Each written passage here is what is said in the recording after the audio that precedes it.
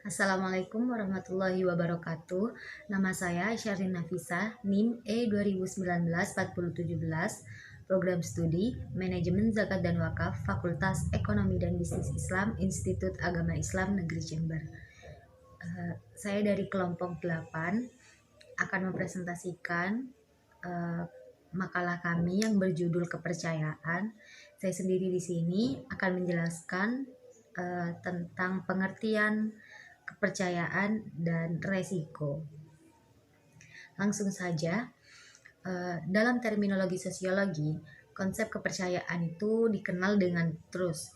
Definisi kepercayaan dalam Oxford English Dictionary dijelaskan sebagai confidence in, yang berarti yakin pada, dan reliance on, yang bermakna percaya atas beberapa kualitas atau atribut sesuatu atau seseorang atau kebenaran akan suatu pernyataan.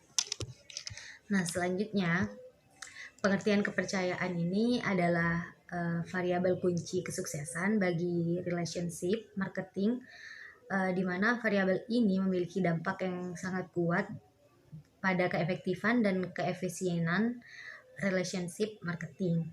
Kepercayaan ini adalah suatu keadaan yang terjadi ketika seorang mitra percaya atas keandalan serta kejujuran mitranya sendiri. Nah, hal ini juga penting dari kepercayaan. Yang perlu diperhatikan, yang pertama, konsumen memiliki kepercayaan yang akan bergantung pada penyedia jasa dan juga bersedia untuk melakukan tindakan untuk penyedia jasa. Nah, kepercayaan ini memiliki setidaknya 3 aspek. Yang pertama, ability, integrity, dan motivation. Nah, yang pertama, konsumen akan menilai apakah provider ini cukup kompeten untuk menjalankan kewajibannya dan melayani konsumen. Dan yang kedua, konsumen akan menilai apakah perusahaan ini memiliki integritas, di mana konsumen ini nantinya dapat dipercaya pada pekerjaan perusahaan. Nah, yang terakhir, konsumen ini akan mempercayai bahwa penyedia jasa ini memiliki motivasi untuk tidak melakukan tindakan yang tidak sesuai dengan yang diharapkan oleh konsumen. Nah, pihak yang dipercaya akan menjaga pihak yang lain, memperlihatkan kebutuhan dan harapan pihak lain tersebut juga untuk bukan hanya memperlihatkan kebutuhan dan harapannya sendiri saja, melainkan mengutamakan kepentingan dari relationship.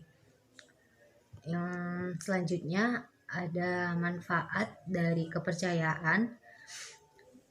Di sini ada yang pertama, kooperatif, yaitu kepercayaan yang dapat meredakan perasaan ketidakpastian dan resiko. Jadi bertindak untuk menghasilkan peningkatan kerjasama antara anggota relationship.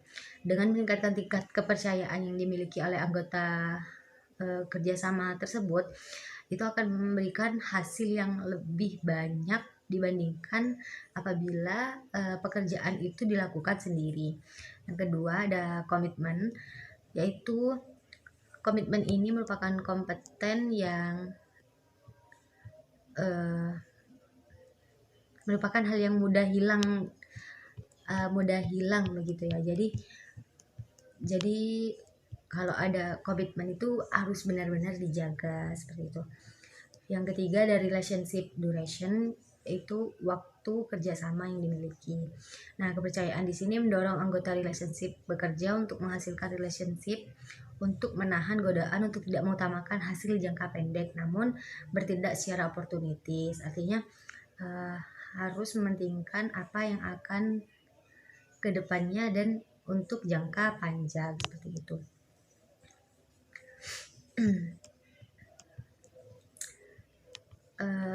Yang selanjutnya saya akan langsung saja menjelaskan tentang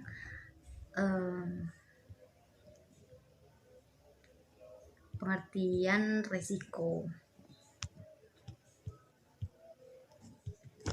Jadi resiko di sini adalah bahaya, seperti itu ya. Bahaya atau akibat, atau juga bisa dikatakan konsekuensi yang terjadi apabila suatu proses yang sedang dijalankan atau yang sedang berlangsung itu tidak terjadi dengan sebagaimana mestinya atau sesuai dengan ekspektasi kita. Nah, dalam bidang asuransi, resiko ini juga dapat diartikan sebagai suatu keadaan ketidakpastian, di mana jika terjadi sesuatu keadaan yang tidak dikehendaki dapat menimbulkan kerugian seperti itu. Nah, manajemen resiko di sini merupakan salah satu elemen penting dalam menjalankan bisnis perusahaan karena semakin berkembangnya dunia perusahaan serta meningkatnya kompleksitas aktivitas menurut perusahaan mengakibatkan meningkatnya tingkat risiko yang dihadapi perusahaan itu akan lebih tinggi seperti itu. Uh, jadi di sini hidden secara tegas hidden ya hidden secara tegas itu tidak mengartikan tidak mengaitkan antara kepercayaan dan risiko, namun tidak menutup kemungkinan bahwa di sana itu kepercayaan dan risiko itu saling mengisi begitu. Karena kepercayaan biasanya itu berfungsi untuk mereduksi atau meminimalisasi bahaya yang berasal dari aktivitas tertentu. Ada beberapa situasi menurut Giddens di mana pola pikir dalam kerangka kerja kepercayaan itu di sekitarnya seperti investasi di pasar modal atau olahraga fisik ekstrim. Nah, jadi pada semua setting kepercayaan, risiko dapat diterima resiko di sini yang dapat diterima berada di bawah pengetahuan induktif. Jadi yang lemah dan secara implisit itu selalu ada keseimbangan antara kepercayaan dan kalkulasi resiko. Nah, dalam hal ini yang terlihat sebagai resiko yaitu hal yang dapat diterima atau diminimalisasi. Bahaya bervariasi pada konteks yang berlainan, namun biasanya ia menempati posisi sentral dalam menjalin kepercayaan. Mungkin ini saja yang dapat saya sampaikan seputar